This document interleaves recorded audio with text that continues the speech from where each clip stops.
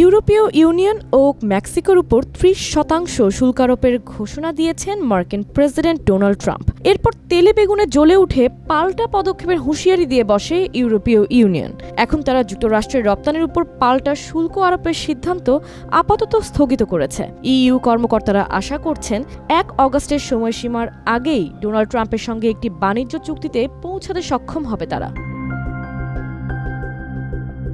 ১৩ July ইউরোপীয় কমিশনের president Ursula von der Leyen জানান, ইইউ শুল্ক প্রতিশোধমূলক পদক্ষেপ স্থগিত রাখার মেয়াদ বাড়াচ্ছে এবং তারা ওয়াশিংটনের সঙ্গে আলোচনা চালিয়ে যাবে। তিনি বলেন, একই সঙ্গে আমরা প্রতিশোধমূলক ব্যবস্থা গ্রহণের প্রস্তুতিও চালিয়ে যাব, যাতে আমরা সম্পূর্ণ প্রস্তুত থাকতে পারি।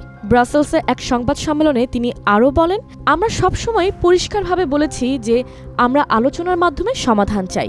এই অবস্থান এখনও অটল এবং ১ অগাস্ট পর্যন্ত যে সময়টা আছে আমরা সেটি ব্যবহার করব।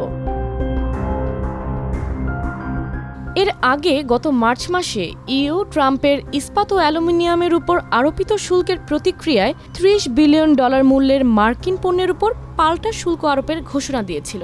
পরবর্তীতে এপ্রিল মাসে ট্রাম্প তার তথাকথিত পাল্টা শুল্ক বাস্তবায়নের সময় পিছিয়ে দেওয়ার পর ইইউ ৯০ দিনের জন্য পাল্টা শুল্কের সিদ্ধান্ত স্থগিত করে।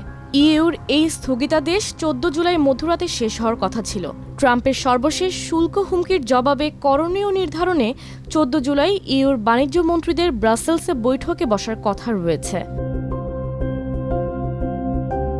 হোয়াইট হাউসের অর্থনৈতিক উপদেষ্টা কেভিন হেসেট ১৩ জুলাই এবিসি নিউজের এক অনুষ্ঠানে বলেছেন, মার্কিন বাণিজ্য অংশীদারদের দেওয়া প্রস্তাব নিয়ে ট্রাম্প সন্তুষ্ট নন এবং সেগুলো আরও ভালো হতে হবে।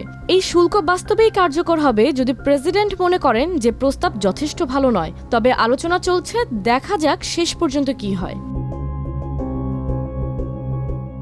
সম্মিলিতভাবে ইউরোপীয় ইউনিয়নের সদস্য দেশগুলো হল যুক্তরাষ্ট্রের সবচেয়ে বড় বাণিজ্যিক অংশীদার। ইইউর পরিসংখ্যান সংস্থা ইউরোস্টেটের তথ্য অনুযায়ী ২০২৪ সালে পণ্য ও সেবা বাণিজ্য মিলিয়ে ইউএস ইইউ বাণিজ্যের পরিমাণ ছিল প্রায় $২ ট্রিলিয়ন।